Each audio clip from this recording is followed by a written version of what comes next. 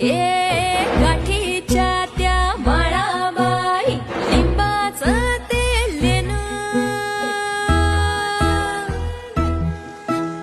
सजल या अंगावर शृंगार